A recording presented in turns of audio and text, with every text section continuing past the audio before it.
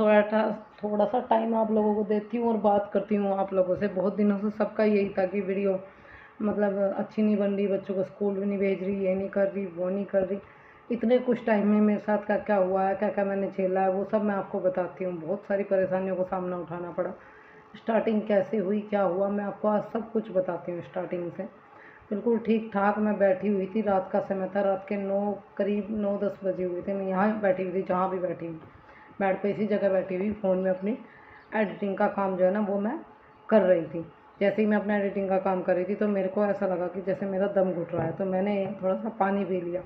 फिर भी लगा मेरे को मेरा दम घुट रहा है, फिर भी यही महसूस हुआ, तो मैंने फिर पानी पी लिया। तो फिर जब मैं मेरे को फिर ज़्यादा सांस खींच के आने लगे तो मैं ना यहाँ से उठ के बाहर घूमने लगी।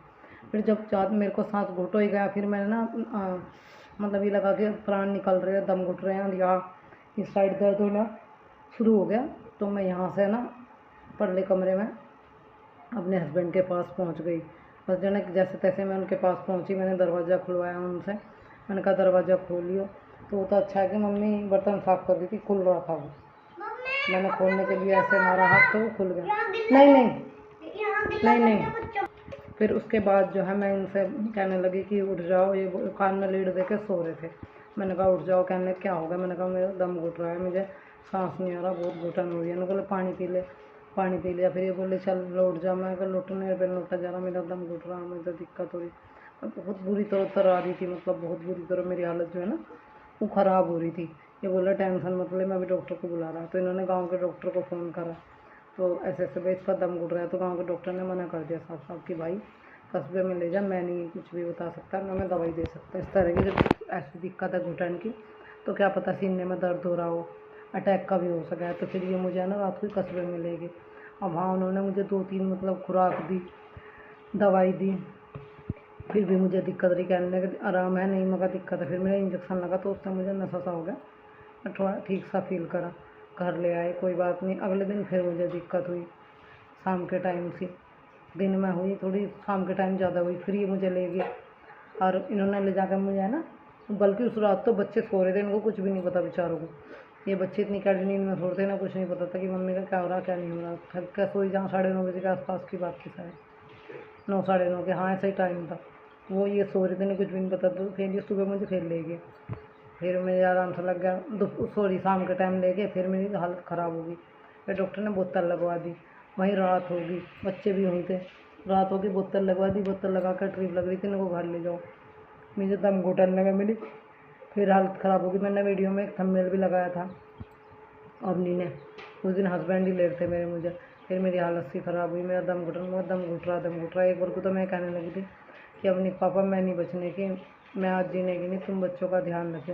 मैंने कहा हाथ पकड़ कर कहने लगे नो नहीं तुम मुझे ऐसा छोड़ कर नहीं जा सकती। मैंने कहा नहीं मैं बचने की नहीं, क्योंकि मुझे सब अंधा अंधा दिखाई देता, ये दिखाई देता कि तेरा अंत आ गया, अब तू जीने की नहीं। क्योंकि आंखों के सामने अंधेरी आ रहा, और बच्चों के लिए मन में इतनी घबराहट, इतनी बेचैनी थी बहुत ज़्यादा, कि मतलब ये नहीं लग रहा था कि मैं जी जाऊँगी, इतना बुरा हाल मेरा हो रहा था।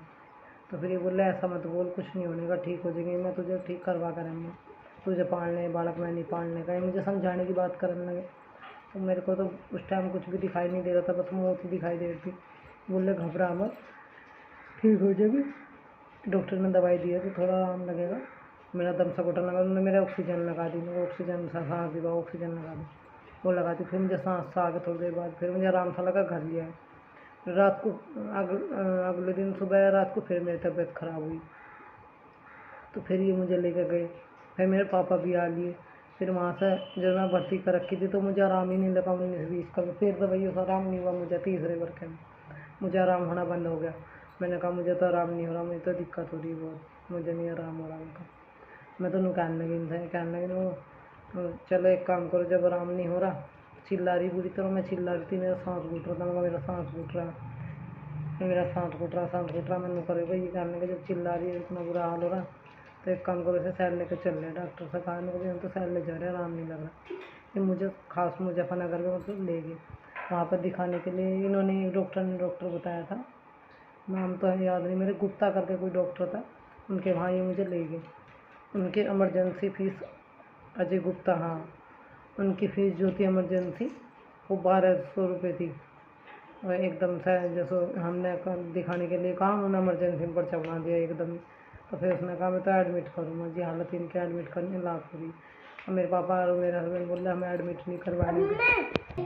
ठीक है, मेरे पापा और हस्बैंड बोल रहे हमें एडमिट नहीं करनी, दवाई दे सकते हो तो दवाई दे दो। उनको दवाई तो नहीं जी, एडमिट कर सकते। तो डॉक्टर ने बहुत सोच कर, कुछ नहीं बेटा, डॉक्टर ने बहुत सोच समझ कर फिर मेरे हस्बैंड बोल रहे कि भर्ती नहीं करते, पापा भी मना कर लेंगे। मैंने कहा मैं भी नहीं भर्ती होने, क्योंकि भर्ती होने का मतलब कम से कम 50,000 रुपये जेब में चाहिए, और मैं चाहे कितनी भी तकलीफ झेलूँ पर मैं भर्ती होना नहीं चाह रही थी बिल्कुल भी, क्योंकि मेरे भर्ती होने से कहीं ना कहीं बच्चे भी परेशान लगते हैं, हस्बैंड भी, फिर पता नहीं क्या होता क्या नहीं होता, कुछ समझ में नहीं आ रही थी मतलब मेरी बात। मैंने मना कर दिया, तो दवाई दे के ना, दवाई लिखने में बहुत वो करी, मतलब आराम नहीं लगने का। ये बार उन्होंने कहा इमरजेंसी में इंजेक्शन लिख दो, दवाई लिख दो, तो माँ अपना आप देख लेंगे। ये मुझे घर ले आए कि आराम लग जाएगा, तू आराम कर ले। मैं आराम करती रही, रात को नशे वशे में सो रही हूँ। फिर मेरी हालत ख़राब होती चली गई। फिर वहाँ ने डॉक्टर बताया था एक, मेरे पापा का जिसका इलाज चल रहा था वो वाला, फिर उसका मेरे पापा का दिखा रखा था, उसे मुझे दिखाया। उन्होंने कहा डिप्रेशन है, ये है वो, और कुछ नहीं है, कोई बात ये सोच रही है, कुछ परेशानी है इसके दिमाग में। मेरे हस्बैंड को बहुत बात बोल दी कि तेरी वजह से बीमार है, तेने से कोई टेंशन दे रखी, कोई बात है इसके दिमाग में जो घूम रही है, परेशान है, लाइफ में कुछ नहीं है। पता नहीं वो डॉक्टर था या तांत्रिक था। हाँ, डॉक्टर ने मतलब सारी बात पढ़ गई, सारी बात कह गई, इनको इसे जितना कुछ होगा तेरी वजह से, टेंशन में है, खुश नहीं है उस घर में।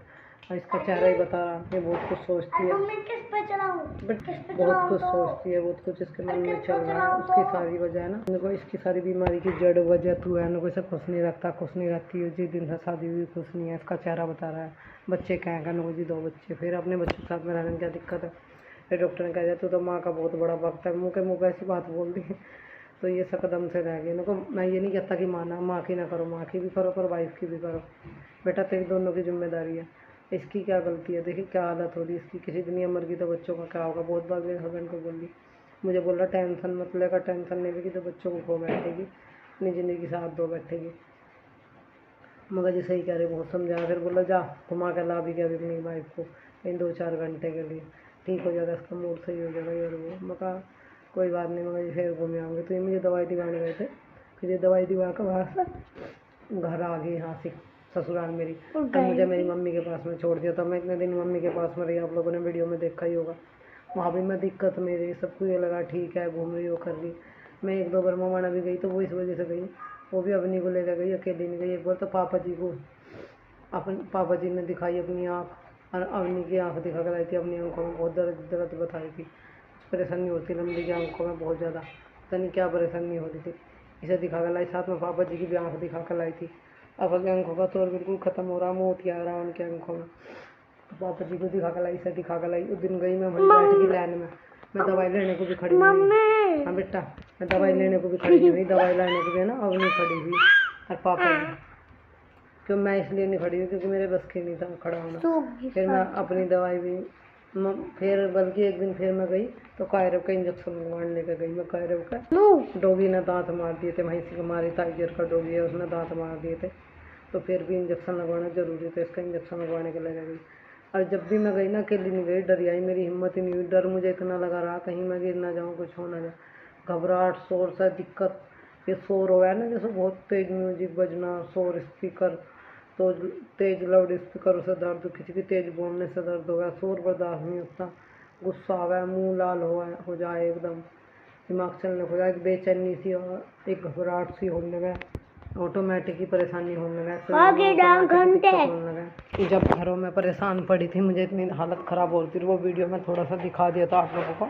तो किसी ने कमेंट किया था कि ड्रामा कर रही है, ऐसा कुछ नहीं है, ये ड्रामा है वीडियो के लिए। तो वो कोई ड्रामा नहीं था, वो रियल चीज़ें मेरे साथ हो रही थी।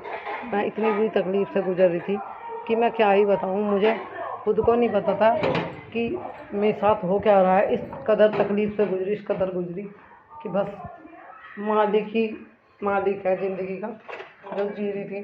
पता नहीं कौन सी सांस से चल रही थी, खाना पीना कुछ भी अच्छा ना लगा, इतनी तकलीफ़ झेल ली, इतनी मुश्किल झेल ली। जब जाके थोड़ा बहुत मेरे को लगा कि मुझे जब आराम सा लगा तो मैंने तुरंत ही मम्मी से कहा कि मुझे अब आराम लग रहा है, आराम फील हो रहा है, थोड़ा सा मुझे मेरे घर जाना है। तुरंत ही मैं यहाँ आ गई। आई थी किसी वजह से कि कहीं ना कहीं मेरे बच्चों का भी भविष्य खराब हो रहा है, इनकी पढ़ाई खराब हो रही है, इनका जीवन सब बेकार हो रहा है मेरी वजह से, किसकी वजह से, मेरी वजह से। मैं मुझे कोई शौक नहीं है अपने बच्चों को भविष्य खराब करने का या उनकी पढ़ाई खराब करने